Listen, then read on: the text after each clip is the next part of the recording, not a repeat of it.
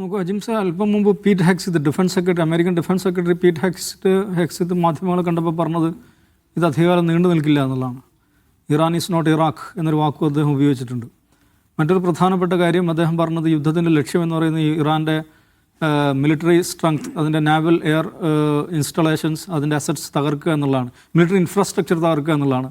ആ ലക്ഷ്യം ഞങ്ങൾ വേഗം നേടിയെടുക്കും, ആ ലക്ഷ്യം നേടിയെടുത്തു കഴിഞ്ഞാൽ പെട്ടെന്ന് അവസാനിക്കും എന്നാണ് പറയുന്നത്. അപ്പോൾ നോക്കൂ, നേരത്തെ പറഞ്ഞുകൊണ്ടിരുന്നത് ഇറാനിൽ റെജീം ചേഞ്ച് എന്നുള്ളതായിരുന്നു പറഞ്ഞുകൊണ്ടിരുന്നത്. പക്ഷേ ഇന്ന് പീറ്റ് ഹെക്സിത് പറയുന്നു ഞങ്ങൾക്ക് ഈ മിലിറ്ററി ഇൻഫ്രാസ്ട്രക്ചർ തകർക്കുക എന്നുള്ളതാണ് ഞങ്ങളുടെ ലക്ഷ്യം എന്ന് പറഞ്ഞു.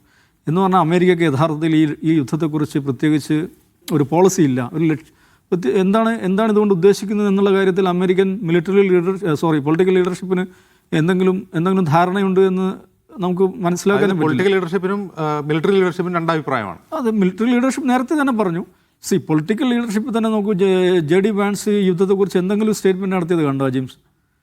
ഈ യുദ്ധത്തെക്കുറിച്ച് മാത്രമല്ല, യുദ്ധത്തിന് മുമ്പ് ഇതിൻ്റെ ബിൽഡപ്പ് നടക്കുന്ന സമയത്ത് പോലും അദ്ദേഹം ഇറാനെതിരെ എന്തെങ്കിലും പ്രസ്താവന നടത്തിയിട്ടില്ല, അല്ലെങ്കിൽ യുദ്ധത്തിന് പോകണമെന്ന് അഭിപ്രായപ്പെട്ടില്ല. അദ്ദേഹം നടത്തിയ ഒരേ ഒരു പ്രസ്താവന ഇതേക്കുറിച്ച് ഒരു മാധ്യമ പ്രവർത്തകൻ ചോദിച്ചപ്പോൾ അവർ war is not, we are attacking not a country but a programme എന്നാണ്.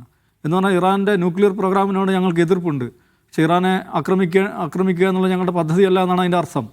എന്ന് പറഞ്ഞാൽ ഈ പറയുന്ന അമേരിക്ക ഫസ്റ്റ് എന്ന് പറയുന്ന പോളിസി സ്വീകരിക്കുന്ന ആളുകളിൽ പ്രധാനിയാണ് JD വാൻസ് എന്ന് പറയുന്നത്. എന്ന് മാത്രം റിപ്പബ്ലിക്കൻ ക്യാമ്പിലെ നല്ലൊരു വിഭാഗം ആളുകൾ ഈ ചെയ്യാൻ പോകുന്നത് മണ്ടത്തരമാണെന്ന് പരസ്യമായിട്ട് തന്നെ പറഞ്ഞിട്ടുണ്ട്.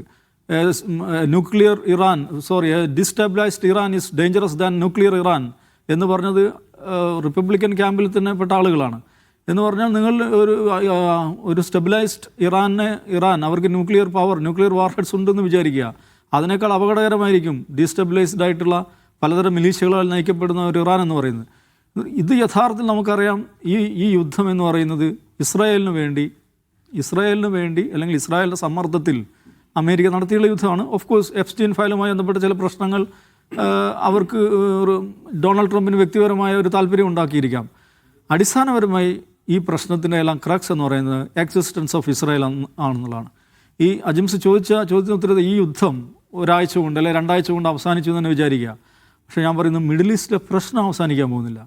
മിഡിൽ ഈസ്റ്റ് എപ്പോഴും ഈ നിലക്കുള്ള അപ്പ് ആൻഡ് ഡൗൺസ്, പല നിലക്കുള്ള പ്രശ്നങ്ങൾ, യുദ്ധങ്ങൾ, സംഘർഷങ്ങൾ, ആക്രമണങ്ങൾ അനുഭവിച്ചു കൊണ്ടേയിരിക്കും. അതിൻ്റെ കാരണം എന്ന് പറഞ്ഞാൽ ഇതിൻ്റെ എല്ലാം ഫൗണ്ടേഷൻ ആയിട്ടുള്ള ആ പ്രശ്നം അവിടെ കിടക്കുകയാണ്. അതെന്താണ്? പലസ്തീൻ ക്വസ്റ്റ്യനാണ്. പലസ്തീൻ എന്ന് പറയുന്ന ആ ജനസമൂഹം, അവരുടെ രാഷ്ട്രീയമായ അഭിലാഷങ്ങൾ പൂർത്തീകരിക്കപ്പെടാത്ത കാലത്തോളം മിഡിൽ ഈസ്റ്റ് വൊലറ്റലായി തന്നെ നിൽക്കും. ഈ യുദ്ധം നമ്മൾ ഡിഗ് ഡൗൺ ചെയ്യുക. എന്താണ് പ്രശ്നം? ഇസ്രായേലിന് ഇറാനെ തളർത്തണം, അല്ലെങ്കിൽ ഇറാനെ ഫ്രാഗ്മെൻറ്റ് ചെയ്യണം. എന്തിനു വേണ്ടി? ഇറാൻ ഫലസ്തീനെ പിന്തുണക്കുന്നു, ഹമാസിനെ പിന്തുണക്കുന്നു. എന്തുകൊണ്ടാണ് ഹമാസ് ഉണ്ടായത്? ഇസ്രായേൽ ഫലസ്തീനികളെ ഇൻവേഡ് ചെയ്യുന്നു, അവരെ കോളനൈസ് ചെയ്യുന്നു എന്നുള്ളതുകൊണ്ടാണ്. അപ്പോൾ പ്രശ്നങ്ങളുടെ കേന്ദ്രം, അതിൻ്റെ ഫൗണ്ടേഷൻ എന്ന് പറയുന്നത് ഫലസ്തീനാണ്, ഇസ്രായേലാണ്.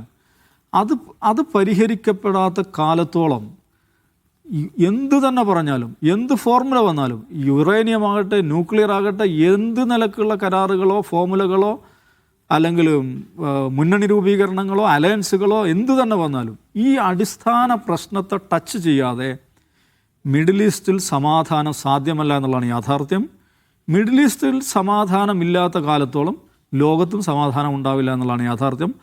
എന്ന് പറഞ്ഞാൽ ലോക രാഷ്ട്രീയത്തിൻ്റെ ഗ്ലോബൽ പൊളിറ്റിക്കൽ തിയേറ്റർ, അതിൻ്റെ കേന്ദ്രസ്ഥാനം എന്ന് പറയുന്നത് പലസ്തീൻ ടെറിട്ടറീസാണ്, ഫലസ്തീൻ മണ്ണാണ്.